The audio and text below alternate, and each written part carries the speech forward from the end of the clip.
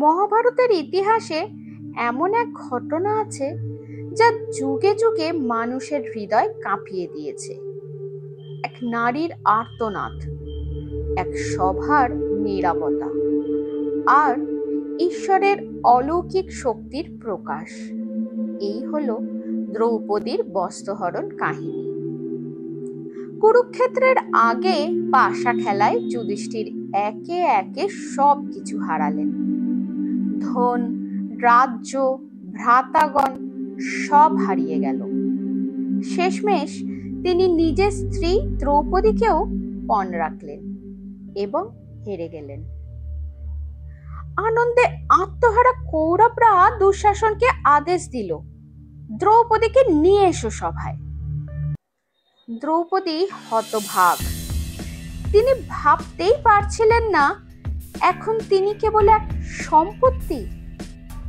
তিনি সভায় আসতে অস্বীকার করলেন, কিন্তু দুঃশাসন নির্মমভাবে তাকে টেনে হিঁচড়ে আনলো সবার সামনে এবং শুরু হলো ভয়ঙ্কর অপমান। দুঃশাসন তার বস্ত্র টানতে শুরু করলো। সেই সভায় ভীষ্ম ছিলেন, দ্রোণ ছিলেন, এমনকি পাণ্ডবরাও ছিল, কিন্তু সবাই নীরব। দ্রৌপদীর আর্তনাদ প্রতিধ্বনিত হলো সভার প্রতিটি কোণায়। এ কেমন ধর্মসভা, এ কেমন ন্যায় বিচার! অসহায় দ্রৌপদী যখন সব আশা হারালেন, তখন তিনি একমাত্র ঈশ্বরকে ডাকলেন, হে মাধব, হে কৃষ্ণ, আমাকে রক্ষা করো। এবং তখনই ঘটল মহাভারতের সবচেয়ে অলৌকিক ঘটনা।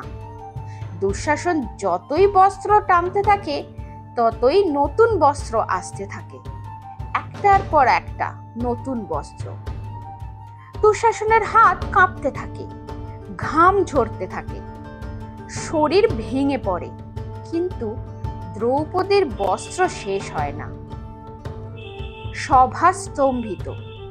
সবাই বুঝতে পারল দ্রৌপদীর বিশ্বাস শ্রীকৃষ্ণকে দ্বারকা থেকে সভার মাঝখানে টেনে এনেছে। এই কাহিনী আমাদের শেখায়, যখন সব দরজা বন্ধ হয়ে যায়, যখন মানুষ সাহায্য করতে ব্যর্থ হয়, তখন ঈশ্বরে অগাধ বিশ্বাসী হয় সবচেয়ে বড় আশ্রয়।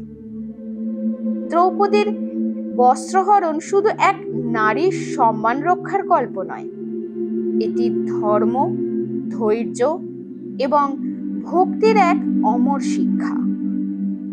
যুগে যুগে এই কাহিনী আমাদের মনে করিয়ে দেয়, সত্য আর ন্যায় সর্বদা জয়ী হয়।